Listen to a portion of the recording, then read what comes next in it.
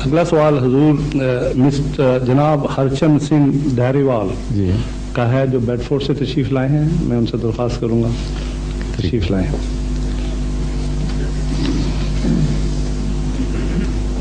یہ asset African سکھ ہیں یا براہ راست پنجاب سے تشریف لائے ہیں؟ یہ بیڈ فورڈ سے تشریف لائے. نہیں وہ تو ہے، میں کہتا ہوں ایسٹ افریقہ سے ہو کے آئے ہیں یا براہ راست پنجاب سے تشریف لائے ہیں؟ پنجاب سے. پنجاب سیدھا، ٹھیک ہے. میں ہرچند سنگھ تالیوال ہوں اور میں گرو نانک ਨੂੰ ਮੰਨਦਾ ਹਾਂ. ਜਦੋਂ ਬਾਬਾ ਮੱਕੇ ਗਏ ਸਨ ਉੱਥੇ ਕੀ ਪ੍ਰਸ਼ਨ ਉੱਤਰ ਹੋਏ ਸੀ ਔਰ ਤੁਹਾਡਾ ਉਹਨਾਂ ਵਾਸਤੇ ਕੀ ਖਿਆਲ ਹੈ? کسی کو کہو.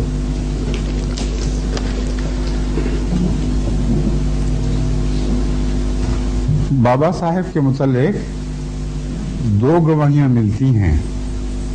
ایک یہ کہ وہ مکے گئے تھے، ایک یہ کہ وہ بنارس بھی گئے، اور دوسرے ہندوؤں کے جو بڑے بڑے مرکز تھے وہاں بھی گئے. ٹھیک ہے نا یہ بات؟ لیکن ایک فرق ہے، آپ کا کسی مندر میں جا کر ہندوؤں کی طرح عبادت کرنا ثابت نہیں ہے، بلکہ اگر کوئی کہے تو جھوٹا الزام ہے، کیونکہ آپ توحید کے قائل تھے.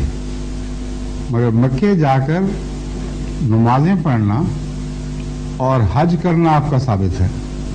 ٹھیک ہے نا بات؟ اس سے پتہ چلا کہ مکہ جانا اور بات ہے اور تیرتھ کی زیارت کرنا اور بات ہے. وہاں پیغام توحید دینے گئے تھے، اور مکے میں جا کر آپ نے جب مسلمانوں والے فرائض سر انجام دیے تو اس سے پتہ چلتا ہے کہ وہ اللہ تعالیٰ کے ایک برگزیدہ ولی مسلمان انسان تھے. ایک بات آپ کی روایتوں میں ایسی داخل ہے جس کی وجہ سے وہ لوگ جو پسند نہیں کرتے کہ گرو بابا نانک کو ایک مسلمان ولی مانا جائے، وہ دلیل کے طور پر پیش کرتے ہیں کہ وہ ولی نہیں تھے بلکہ اپنا مذہب ایک نیا تھا اور مرتبہ تھا. وہ واقعہ یہ بیان کرتے ہیں کہ آپ خانہ کعبہ کی طرف ٹانگیں کر کے بیٹھے ہوئے تھے اور کسی متولی نے آپ کو آ کے روکا اور کہا یہ مناسب نہیں ہے. تو انہوں نے جس طرف ٹانگیں کی خانہ کعبہ اٹھ کے اس طرف چلا گیا. یہ روایت ہے جو آپ کے لٹریچر میں داخل ہے. اگر اس کو آپ سچا مانیں تو خانہ کعبہ تو خدا کی توحید کا نشان ہے. حضرت گرو بابا نانک کے اوپر بڑا حلف آئے گا پھر کہ اللہ تعالیٰ کی توحید آپ کے پاؤں کے نیچے ہے. یہ یا تو کشفی نظارہ ہے اس کو بتانے کے لیے کہ خانہ کعبہ تو دراصل خدا کا مظہر ہے اور خدا ہر جگہ ہے، اس لیے ٹانگیں جدھر بھی کرو گے وہاں خدا موجود ہوگا. یہ وہ بات ہے جو قرآن کریم نے اسی طرح بیان فرمائی ہے. خانہ کعبہ کے ذکر میں فرماتا ہے فَأَيْنَمَا تَوَلُّوا فَثَمَّ وَجْهُ اللَّهِ. جدھر منہ کرو گے ادھر خدا ہی خدا ہے. تو یہ چونکہ قرآن مضمون کے مطابق ہے اس لیے میں اس کی یہ تعبیر کرتا ہوں کہ اس شخص کو سمجھانے کے لیے کہ یہ ولی اللہ انسان ہے، تم اس کی حکمتیں نہیں سمجھتے، یہ نظارہ دکھا دیا گیا ہوگا. مگر خانہ کعبہ کی تعظیم ثابت ہے آپ سے. پھر کبھی ایک دفعہ بھی یہ واقعہ ثابت ہے کہ آپ نے مثلا گیتا یا وید کو حمائل بنا کے اپنے اوپر گلے میں ڈالا ہو. مگر جس کو آپ پوتھی شریف کہتے ہیں وہ قرآن کریم ہے. وہ گردن میں حمائل رہتا تھا، جس کا مطلب ہے کہ آپ کلام الہی کی عزت کرتے تھے، اس کو سچا جانتے تھے. پھر آپ کا چولا ہے جو اس پر لا الہ الا اللہ محمد رسول اللہ، سورہ فاتحہ اور تمام قسم کی دعائیں اور قرآنی آیات لکھی ہوئی ہیں. ایک شخص جو کسی مذہب کا منکر ہو اور قول کا سچا ہو اور بہادر ہو، وہ کیا لوگوں کے سامنے جھوٹا دکھاوا کر سکتا ہے؟ مذہب کوئی اور ہو اور دکھائے کچھ اور. اس لیے حضرت گرو بابا نانک کی عزت کا تقاضا ہے کہ جو انہوں نے اپنے آپ کو دکھایا وہی ان کے دل کا حال جانے. بس ہم تو اس تاریخ سے حوالہ دیں گے جس کے ثبوت زندہ موجود ہیں. چولا بابا نانک آج تک ڈیرا بابا نانک میں موجود ہے, اس کی زیارت بھی ہوتی ہے. یہاں اس کے جو متولی ہیں انہوں نے اس کی ویڈیو یہاں آ کے دکھائی بھی ہم سب کو. صاف اس میں لا الہ الا اللہ محمد رسول اللہ سورہ فاتحہ اور کلمات الہی دکھائی دیتے ہیں, بلکہ پڑھے جاتے ہیں. اور پوتھی کے متعلق جیسا کہ میں بیان کروں, حضرت مسیح موعود علیہ السلام نے شروع سے یہ کہنا شروع کیا کہ خدا تعالیٰ سے اطلاع پا کر آپ نے بتایا کہ یہ پوتھی جو ہے قرآن کریم ہے, اور آج تک کسی سکھ نے انکار نہیں کیا. چولا بابا نے کبھی انکار نہیں کیا.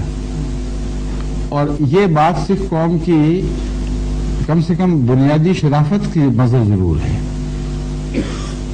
مولوی انکار کر دیتے ہیں بات کا, سکھ خاموش ہو جاتے ہیں. وہ دوسرے دلیلوں کے ذریعے ٹالنے کی بات کوشش ضرور کرتے ہیں, مگر جھوٹ نہیں بولتے اس معاملے میں.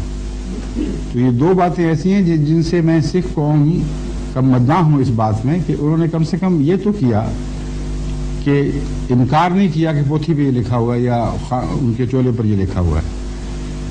ایک اور بات جو گرو بابا نانک کے متعلق سکھ پیش کرتے ہیں, وہ کہتے ہیں انہوں نے ملا کے خلاف بہت کچھ کہا ہے. جس طرح پنڈت کے خلاف کہا اس طرح ملا کے خلاف بھی کہا, یہ درست ہے. لیکن میں ان سے پوچھتا ہوں کہ جس طرح ویدوں کے خلاف کہا, قرآن کے خلاف بھی کچھ کہا؟ کچھ نہیں کہا. تو یہ سیدھی سادی باتیں ہیں, دو ٹوک. اصل میں حضرت گرو بابا نانک کا مقام یا تو ولی اللہ کا ہے مسلمانوں کے نزدیک, یا ایک ایسی شخص کا ہے جس نے خدا پر جھوٹ بولا ہے. جماعت احمدیہ مجبور ہے آپ کو نیک سمجھتے ہوئے یہ معنی کرنے کے کہ آپ خدا کے ایک ولی اللہ تھے, صوفی تھے.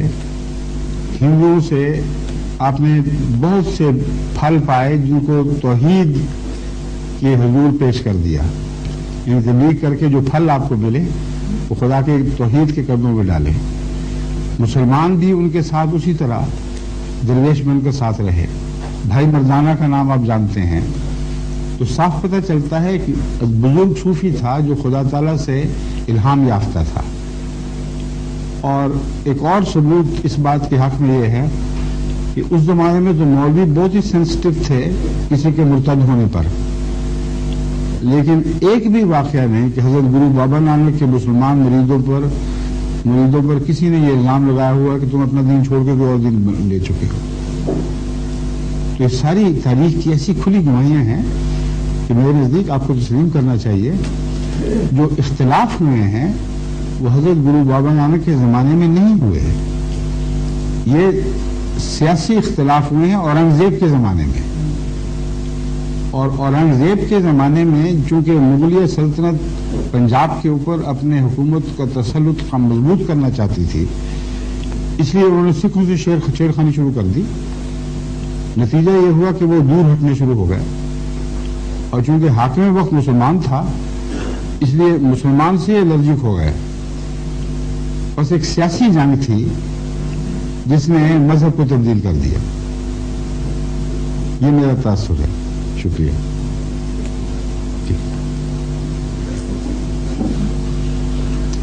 اب میں جناب عبد الرحمان شافی صاحب جو برمنگھم سے تشریف لائے ان سے درخواست کروں گا کہ آئیں اور اپنا سوال پیش کریں. ضمن ایک بات ان سے گزارش کر دوں, ظلم کے تعلق میں جو سکھوں پر اورنگزیب کے زمانے میں ظلم ہوئے ہیں ہم ان کی تائید نہیں کرتے, لیکن اس میں اسلام کا قصور کوئی نہیں.